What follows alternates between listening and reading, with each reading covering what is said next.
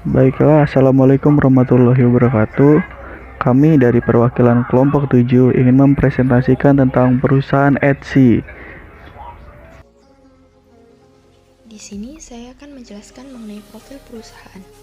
Etsy adalah situs web e-commerce yang berfokus pada barang-barang buatan tangan atau vintage, serta pabrik yang memproduksi barang-barang unik.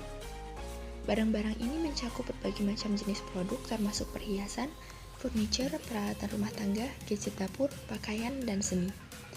Etsy diluncurkan pada tahun 2005 yang merupakan ide dari Rob Kalin bersama dengan Chris Maguire, Chad Tarable, dan Hem Skopik untuk membuat pasar online kerajinan di mana penghobi dan pengrajin dapat terhubung dengan orang yang tertarik untuk membeli barang buatan tangan mereka. Perusahaan melihat dirinya sebagai advokat pedagang kecil dan pengrajin. Itu juga mengambil langkah untuk melibatkan komunitasnya dan memberdayakan pada para penjualnya.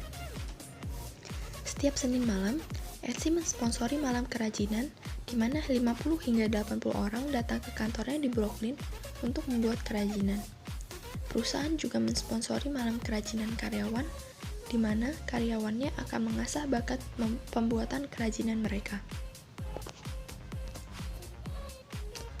Perusahaan Etsy mempunyai visi, yaitu yang pertama, menjadi platform jual beli online yang berisikan komunitas penghasil barang-barang unik. Yang kedua, mendukung para pencipta barang yang independen. Yang ketiga, menjadi platform online yang menjamin keamanan data pelanggan.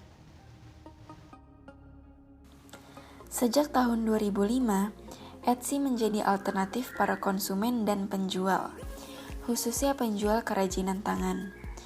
Etsy kini punya sekitar 20 juta pembeli, oleh karena itu Etsy disebut sebagai penjual online terbesar untuk kerajinan tangan dan barang antik. Banyak yang memilih berjualan di Etsy karena jangkauan pasarnya yang luas dan bisa mematok harga tinggi dibandingkan di dalam negeri. Bisa 2 bahkan 3 kali lipatnya. Karena harga dinyatakan dalam dolar, maka penjualan mengikuti kurs.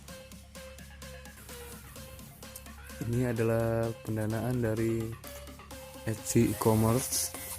Jadi pada tahun 2010, Etsy pernah mengatakan kalau Etsy memiliki 7 juta pengguna yang terdaftar pada tahun 2010.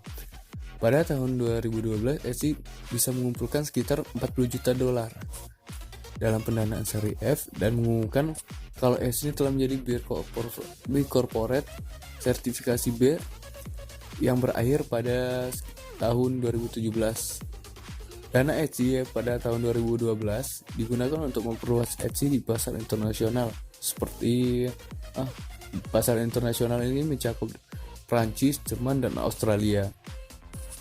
Pada tahun 2015 juga, Etsy mengumumkan kalau Etsy telah mengajukan e-post nilai 100 juta dolar dan pada tahun 2015 Etsy menghasilkan transaksi senilai 1,93 miliar US dollar pada platformnya yang memiliki 54 anggota tentunya.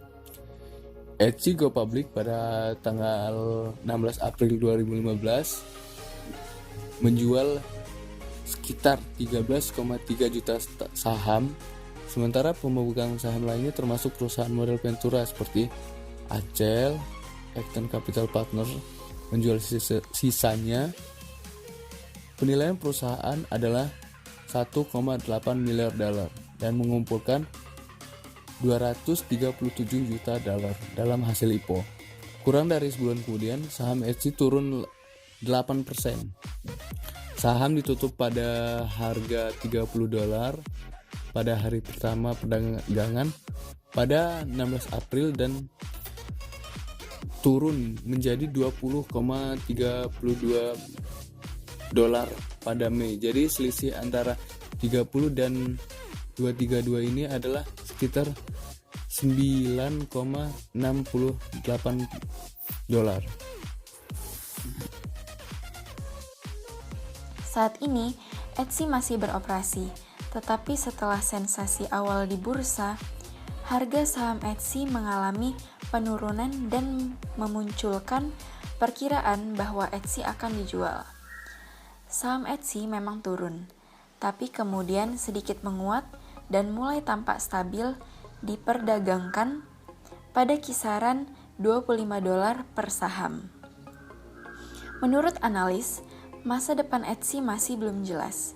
Keunggulan utama Etsy adalah penjual ditarik tarif relatif rendah, sekitar 3,5% dari harga jual. Tantangan besar bagi Etsy adalah bagaimana menjaga semangat independen dan artistik yang identik dengan pengrajin yang menjual lewat Etsy. Di sisi lain, Etsy juga harus membuktikan sebagai perusahaan publik yang mampu memberikan laba bagi para investornya.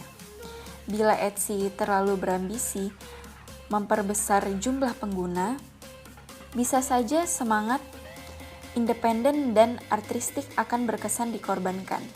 Etsy tetap bertahan dengan memperluas penjualannya ke seluruh negara, sehingga penjual dan pembelinya akan terus bertambah, yang dimana bisa menaikkan rating Etsy.